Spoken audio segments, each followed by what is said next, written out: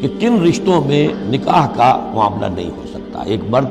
کن کن اپنی خواتین رشتہ داروں سے شادی نہیں کر سکتا۔ حرمت علیکم امہاتکم، حرام کر دی گئی تم پر تمہاری مائیں، نمبر 1، وبناتکم، تمہاری بیٹیاں، واخواتکم، اور تمہاری بہنیں، وعماتکم، اور تمہاری پھوپھیاں، وخالاتکم، اور تمہاری خالائیں، وبنات الاخ،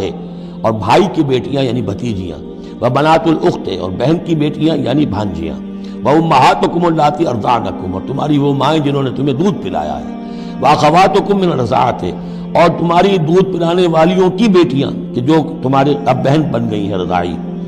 وامہات نسائکم، اور تمہاری بیویوں کی مائیں یعنی ساس جن کو ہم کہتے ہیں خوش دامن، وربائکم اللاتی فی حجورکم، اور اگر وہ کہ جو ربیبہ ہوں جو تمہارے ہاں پلی بڑھی ہوں، من نسائکم اللاتی دخلتم بہن، ربیبہ یا ربیب اس کو کہتے ہیں کہ ایک عورت کے پہلے کوئی اولاد تھی، آپ نے ان سے شادی کی ہے تو وہ اولاد بھی ساتھ لے آئی ہے، اب وہ آپ کی بیٹے بیٹیاں ہی ہو گئی آپ کی، لیکن وہ آپ کے حقیقی بیٹے بیٹیاں نہیں، ربیب کہلاتے، ربیب اور ربیبہ، تو وہ ربیب اور ربیبہ بھی حرام ہیں اگر اس جو ماں ہے اس کے ساتھ مقاربت کی ہو، اگر اس کے ساتھ تعلق زن و شہ ہوا ہے تو پھر وہ ربیبہ جو ہے بچی جو آئی تھی اس کے ساتھ وہ بھی حرام ہو گئی، لیکن اگر کسی وجہ سے بغیر اس کے کہ ان کے ساتھ کوئی جنسی تعلق ہو، طلاق ہو جائے تو پھر اس ربیبہ کے ساتھ نکاح ہو سکتا ہے۔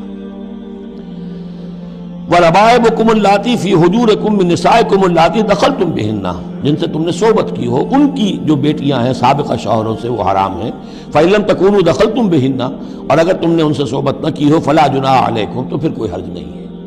وَحَلَائِلُ أَبْنَائِكُمْ، اور تمہارے بیٹوں کی عورتیں یعنی بیٹوں کی بیویاں، بہو جن کو ہم کہتے ہیں، تمہاری بہو ہیں، الَّذِينَ مِنْ أَصْلَابِكُمْ، لیکن بیٹے وہ جو تمہارے اپنے صلب سے ہوں، اپنے صلبی بیٹے، منہ بولے بیٹے کا معاملہ نہیں ہے۔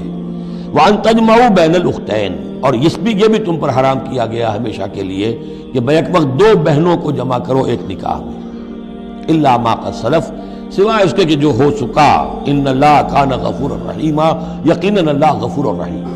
جو ہو گیا پہلے کا، اس کو تو گڑے مردے اکھاڑے نہیں جا سکتے، لیکن آئندہ کے لیے یہ محرمات ابدیہ ہیں۔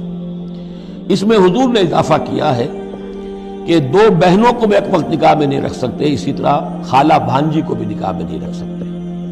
اور پھپھی بھتیجی کو بھی نکاح میں نہیں رکھ سکتے۔ یہ محرمات ابدیہ ہیں کہ جن کے ساتھ کسی حال میں کسی وقت شادی نہیں ہو سکتی۔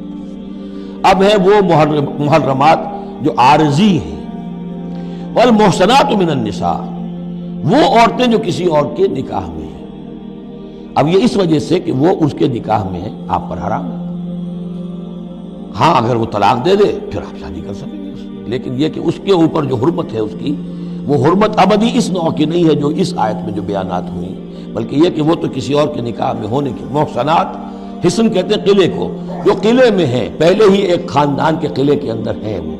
اور شوہر والیاں ہیں، الا ما ملکت ایمانکم، سوائے یہ کہ ان میں سے کوئی تمہارے ہاں کنیز بن کر آ جائے۔ اب ظاہر بات ہے جنگ ہوئی ہے، وہ عورتیں جو ہے مشرک مردوں کی بیویاں ہیں، وہ لونڈیاں بن کے آ گئی ہیں، تو اگرچہ وہ بیویاں ہیں مشرکوں کی، محسنات ہیں اس معنی میں، لیکن وہ لونڈی کی حیثیت سے آپ کے لیے جائز ہوں گی۔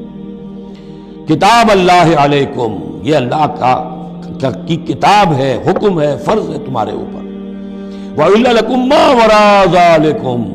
اب اس کے علاوہ تمہارے لیے تمام عورتیں حلال ہیں۔ تو آپ نے دیکھا کہ کتنی تھوڑی سی تعداد میں عورتیں ہوئیں کہ جن سے نکاح حرام ہوا، باقی کثیر تعداد، یعنی مباحات کا دائرہ بہت وسیع ہے، محرمات کا دائرہ بہت محدود ہے۔ ان تبتغوا باموالکم، لیکن یہ کہ اس کے لیے نکاح ہوگا مہر دے کر، اموال کے ساتھ تم اس میں نکاح کرو۔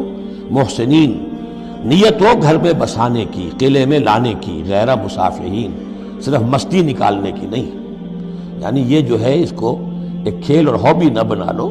گھر میں آباد کرنے کی نیت ہو، اس سے شادی کی جائے۔ مَسْتَمْتَعْتُمْ بِهِ مِنْهُنَّ فَآتُوهُنَّ أُجُورَهُنَّ، تو جو بھی تم نے ان سے استفادہ کیا ہے تو انہیں ان کے مہر جو ہے مقرر ہوئے ہیں، فریضۃً، وہ دو۔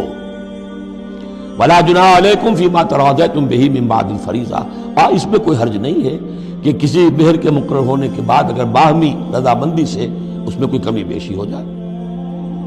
ان اللہ کان علیما حکیما، یقیناً اللہ تعالی علیم ہے اور حکیم۔